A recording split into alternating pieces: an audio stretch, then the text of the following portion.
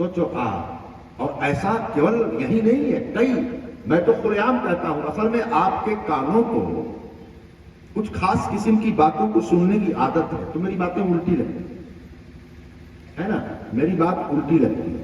जैसे मान लिया कि कोई आएगा तो सिखाएगा मंच पर, कोई आएगा तो ये सिखाएगा मंच पर, चाहे जिंदगी में मंचों पर भी इतनी स्त्री विरोधी बातें होती हैं। लड़कियों का तो पूछो मत, जीना हरना। मंच पर बैठ करके वक्ता बोलते हैं, स्त्री तो नरक है, आई बैठ के मुंडी हिलाती है, कहा देना चाहिए था तुम नरक हो। काहे पैदा हो गई स्त्री के पेट से? लेकिन उलपटांग बातें बोली जाती हैं, स्त्री विरोधी बातें। आप समझो कास्टिज्म पूरा का पूरा चला आता है। ध्यान रखना आप, मेरी बातें उल्टी लगती हैं तो कोई ऑर्थोडॉक्स आदमी होगा तो सिखाएगा, बेटी हो तो हाँ नजर नीची करके चलना, 4 फुट से आगे मत देखना, नजरें झुका के रहना।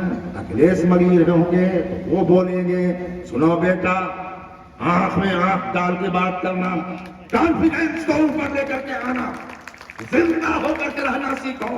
अगर कोई बदतमीजी करे, तुम्हारे पास एक पर्स होना चाहिए, उसमें तरकारी चीरने वाला चाकू रखो, मिर्च का बुरादा रखो। कोई बदतमीजी करे, आंखों में बुरादा झोंक दो, पेट में चाकू भोंक दो, मगर पीछे मत हटो, डट करके जीना सीखो। हमारी बात समझ में नहीं है, इतनी प्रतिगामी बातें। मंच पे कोई बैठ करके बोल रहा है लड़कियों को बाल, अरे बाल उसका है।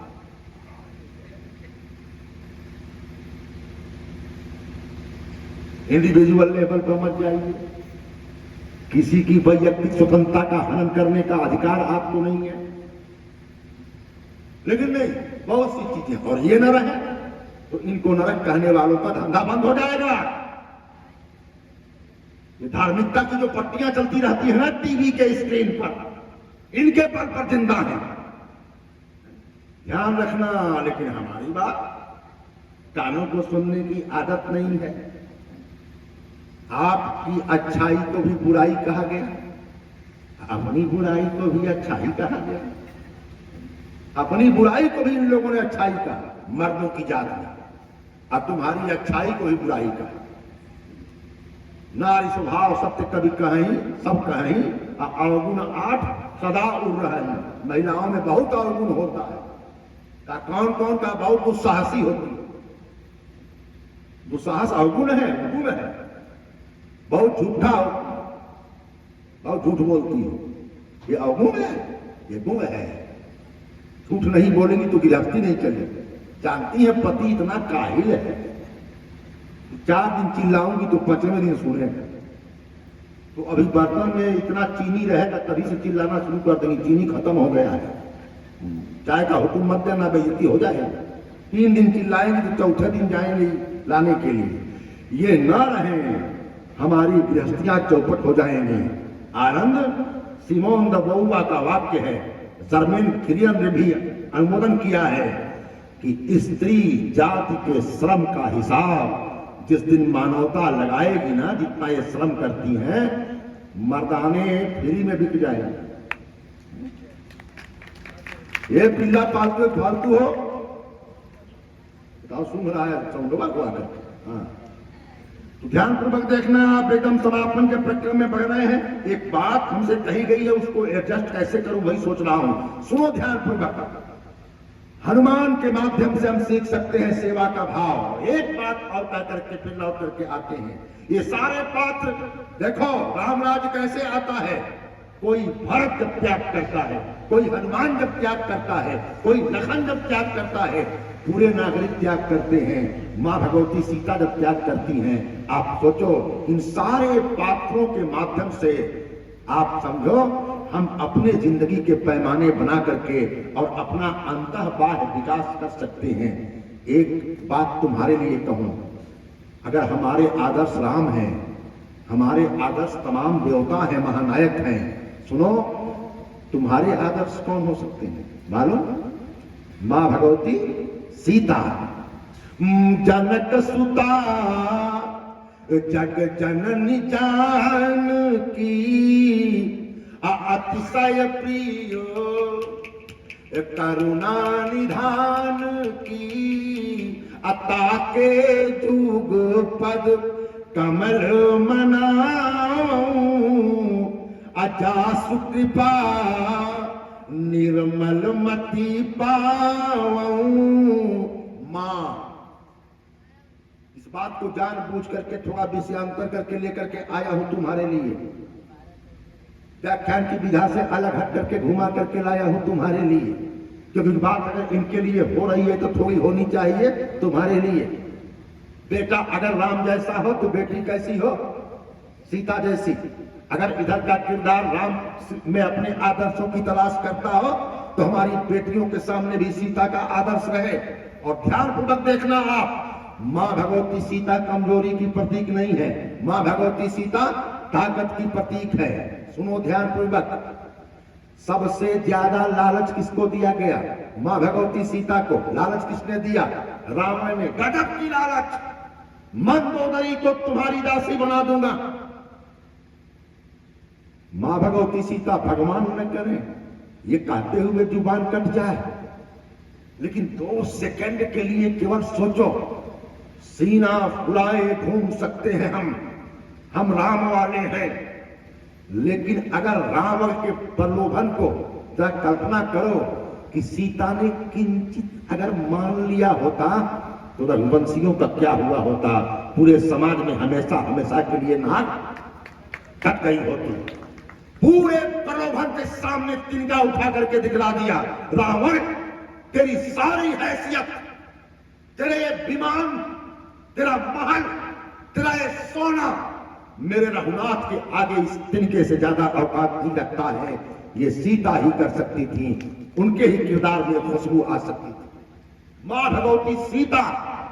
इसीलिए मैं कहता हूं, बात कटु लगे तो कोई दिक्कत नहीं है, ज्यादा अर्थ मत निकालना। मैं फिर कहूं, मैं सपाई बसपाई भाजपाई नहीं हूं, लेकिन सुनो, तुलसीदास बाबा से पूछा गया, बाबा चंदन लगाना है, घिस के लगा लो, जाओ लगाओ।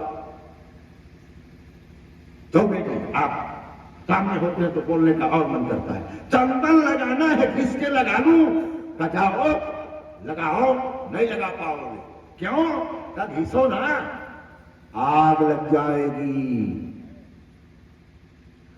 अतिशय राय गैर करे जो कोई अनल प्रगट चंदन ते होई। आग पैदा हो जाएगी। कहे तो तिलक कैसे लगाएं?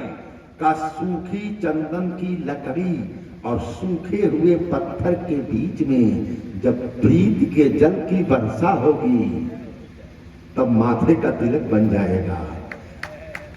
कहा वो प्रीति का जल कौन है? का प्रीति का जल है सीता। केवल राम को चाहा सुपर्णखा ने, सीता को नहीं। तो सुपर्णखा का क्या क्या काटा?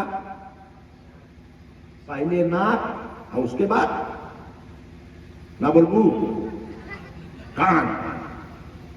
केवल राम को चाहा सुपर्णखा ने, नाक और कान दोनों कट गया। और केवल सीता को चाहा रावण ने, गर्दन कट गई। अपने अपने स्वार्थ के लिए राम हमारी नारेबाजियों का हिस्सा नहीं है, हमारे वहां अभिवादन है। जय श्री राम, जय श्री सीताराम, राधे कृष्णा। गिरा अर्थ जल बीच सम अकहियत भिन्न न भिन्न बंदौ सीताराम पद जिन्हीं परम प्रिय खिन। सीताराम पद, राम और सीता को अलग मत करो। सीता साथ में जब रहती है ना तो राम तत्व की आक्रामकता और ज्वलनशीलता कम हो जाती है, क्योंकि सीता जल रूपी तत्व है। वैसे भी माँ के सामने आप समझो, बेटे को पैसा मांगना हो बाप से मांग पाएगा? मम्मी से कहा, मम्मी 500 रुपया पापा दिलवा दो। सामने नहीं जा पाएगा, बोलेगा कि पापा पैसा, क्या पैसा, अभी परसों दिया था तुमको, पैसा पैसा पैसा, हराम का पैसा आ रहा है। ये बाप बेटा संवाद। मां दामन पकड़ लेगा, मम्मी दिलवा दो, न जाना है, तमाम दोस्त जा रहे हैं बनारस घूमने, हमारे पास पैसा नहीं है। धीरे दीजिए जी, तभी से मांग रहा है। तुम सुकून तुम हो जाए। मां, मैं लाइन बोल रहा हूं, एक जगह तुलसीदास बाबा ने लिखा है विनय पत्रिका में कहीं, कभी कभी जुबान पर चीजें होती, उन्होंने लिखा है कि माँ के लिए लिखा है। माँ, उनको बड़ी तकलीफ रहती थी, उसी चक्कर में तो हनुमान बाहु को लिखा था उन्होंने, कुछ वेदना में थे, वेदना ठीक नहीं हो रही थी, सीता मैया को लिखा, माँ बाप है वो सुन नहीं रहे हैं, तू तो माँ है, मेरा संदेशा पहुंचा दे। सीता, तुम्हारे लिए 5 मिनट की बात कह करके और फिर समापन कर दूंगा, क्योंकि समापन के दिन के समापन वक्ता को राम जी को राजगद्दी पर बैठा देना चाहिए। मैं आपके धैर्य की परीक्षा भी नहीं लेना चाहता, बस एक बात कहता हूं कि जरा कहने का मन है। बात दिमाग में आई, किसी ने इशारा भी किया, सीता कितनी गजब है, इसी को बता दे रहा हूं। जरा सारे कथानक को छोड़ करके, सारे विषय को छोड़ करके जरा सीता मैया के हक में आ जाओ, जरा पक्ष में आ जाओ, जरा माँ का दामन थाम करके बच्चे की तरह खड़े होकर के तब सोचना, माँ का दामन थाम करके तब सोचना। सुनो ध्यान पूर्वक, वो माँ भगवती सीता, राम का वनवास हुआ था 1 बार, सीता का वनवास 2 बार। राम का वनवास किस कारण से हुआ सबको मालूम,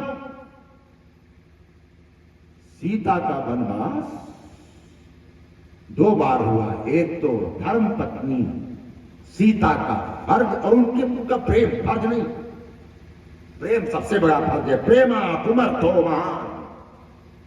और एक बार उनके पति ने ही उनको स्नेहम दया च सौख्यम च यदि वा जानकी मपि आराधनाय लोकस्य मुंचतो नास्ति में व्यथा। कुछ कांड हुआ और राम ने फैसला कर लिया। राम बहुत महान महानायक, हमारे धीरोदात्त महानायक राम, और एक अजीब सा फैसला करने को मजबूर होते हैं, लेकिन इस समय मैं मां के पक्ष में खड़ा हूं, राम की वकालत नहीं करूंगा। सुनो, उस समय मां भगवती सीता को, उस समय हमारी मां को वनवास हुआ, जिस समय उसके पेट में 2 बच्चे थे।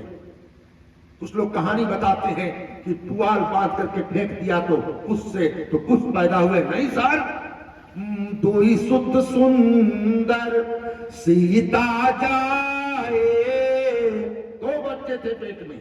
और उस समय सीता का निष्कासन किया गया और धीरे से छल पूर्वक, हे लखन सुनो जी भैया, बहाने से ले जाओ सीता को, आधी रात को जंगल में छोड़ करके लौट आओ। राम की आंखों में निहार रहा था लखन, ब्लेड जैसी आंखें घूरते हुए लखन ने कहा, मर जाओगे आप, जिंदा रह पाओगे? और राम ने गजब की बात कहा, रामोस, मैं राम हूं, मैं सब सहने के लिए पैदा हुआ। शंकर जी का रूप देखा है ना, एक कंठ की सिपाही। मैंने अपने पिताजी से कभी पूछा था, महादेव कैसे है? कहा, जो पूरे परिवार की कुंठाओं को अपने भीतर रख करके सबका पालन करता है, उसे जहर पीना पड़ता है। जो घर का मुखिया होता है, आप समझो तमाम जहर को अपने गले में लेकर के और चलना पड़ता है। रामोस, मैं राम हूं लखन, मैं सब सह लूंगा, सहने के लिए पैदा हुआ हूं। तुम बस सवाल मत करो, क्वेश्चन नहीं, ले जाओ अपनी भाभी मां को, धीरे से छोड़ देना।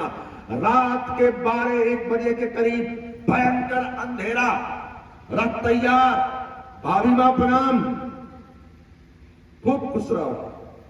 भाभी मां, एक यात्रा है, कैसी यात्रा? ऋषि के आश्रम पर आपको घूमने जाना है, वाल्मीकि के वहां। चलिए, सवेरे तक पहुंच जाएंगे। रथ पर बैठा करके लखन लेकर के चलते हैं, और जब लेकर के चलते हैं एकदम जंगल के अंदर, रात के करीब 1 बजे अचानक रथ रुक जाता है। लखन नीचे, भाभी मां मैं लौट रहा हूं, वहां नहीं चलोगे? करनी ठीक है, चलो वापस चलते। नहीं, आपको नहीं जाना। क्यों? छाती पर पत्थर रख करके लखन ने बोल दिया,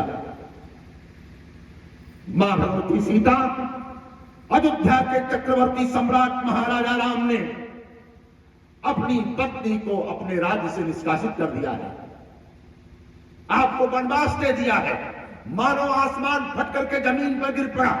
लखन रथ पर बैठा और चुपचाप रथ को घुमाया और चल दिया वापस। अंधेरा इतना घना था, आंखें फाड़ फाड़ करके सीता चारों ओर देख रही हैं। मेरा कसूर क्या था? मेरा गुनाह क्या था? अपना हाथ भी अपनी आंखों से दिख नहीं रहा है। अचानक आंसुओं की धारा फूट पड़ी, जार जार रोने लगी सीता, और उनके रोने में जंगल के पेड़ों का पत्ता पत्ता अपने कोने से पानी की बूंदों को टपकाने लगा। आंखों में केवल एक सवाल, मेरा कसूर क्या था? क्या ये कि मैंने राम के अलावा किसी को चाहा नहीं?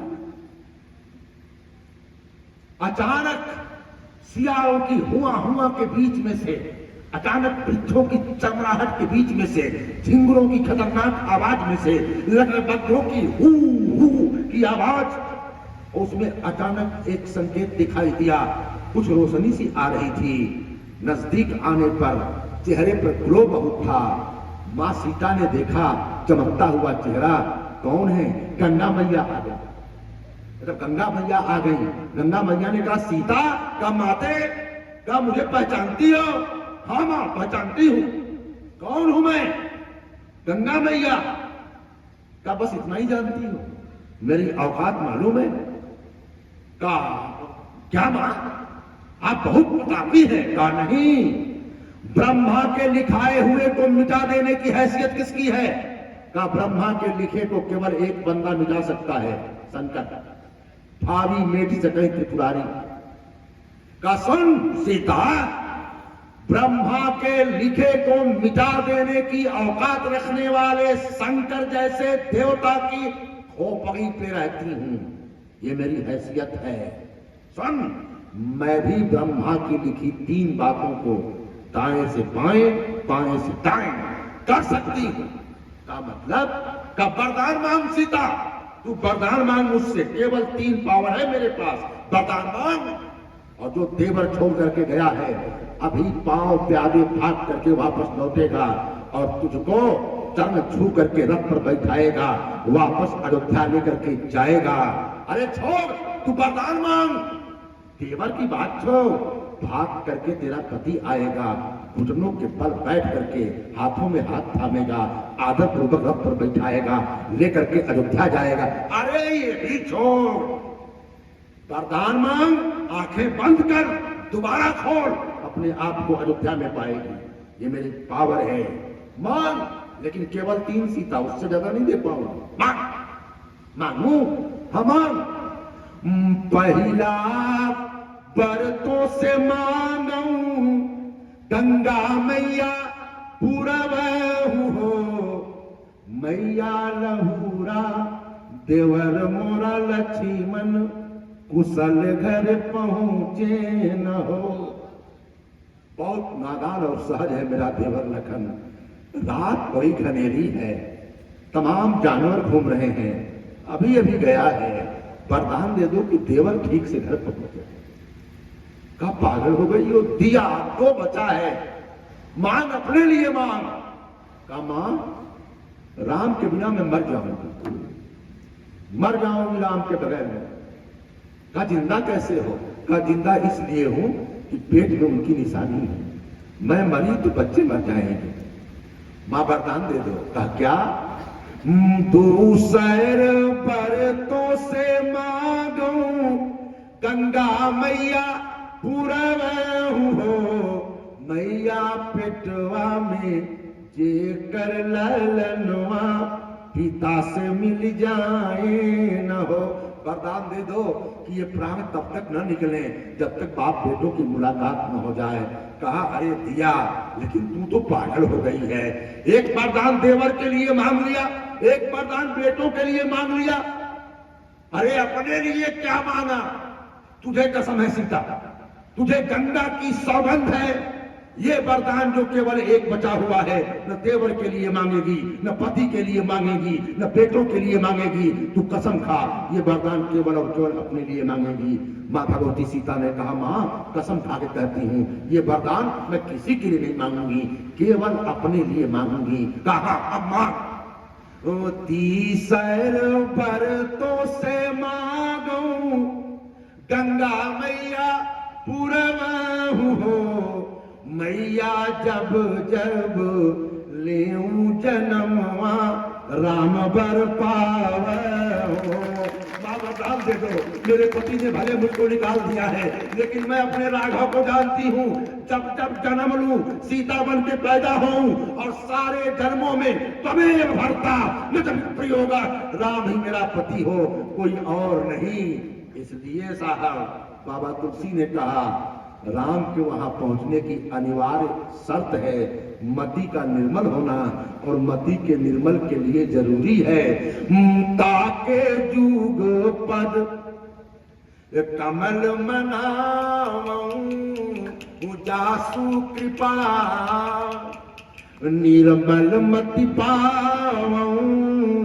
ऐसी मां भगवती सीता आपकी आदर्श होनी चाहिए, है ही तो सोचो हनुमान जी के मंत्र से तुम्हारो मंत्र विभीषण माना। फिर राम के पक्ष में आकर के विभीषण खड़ा होता है और अंततः रावण मारा जाता है, और रावण के मारे जाने के बाद दुनिया में उस राज्य की स्थापना होती है जिसको कहते हैं राम राज्य। राम राज्य, और राम राज्य कैसा राज्य है? कहा एक ऐसा राज्य जहां पर कोई इतना धनी नहीं है कि गरीबों को खरीद ले, और कोई इतना गरीब नहीं है कि अपने आप को बेचने के लिए मजबूर हो जाए। राम राज बैठे त्रैलोका हर्षित भय गए सब शोका। एक बात जयकारा बोलो खूब तेज, बोलो राजा रामचंद्र की। बहुत तेज बोलिए ताकि महसूस हो कि बहुत संक्षेप में राज्याभिषेक हो गया। बोलो राजा रामचंद्र की, राजा रामचंद्र की। और अब हम सब लोग मिलकर के राम राज्य का सेलिब्रेशन करेंगे, और आज मैं संगीत की भी सेवा लूंगा। हाँ, तो सबसे पहले एक मतलब हाथ वाला माइक हमको दे दीजिए जो बढ़िया बोलता। हाँ, सब लोग मिलकर के उसमें करेंगे। हाँ,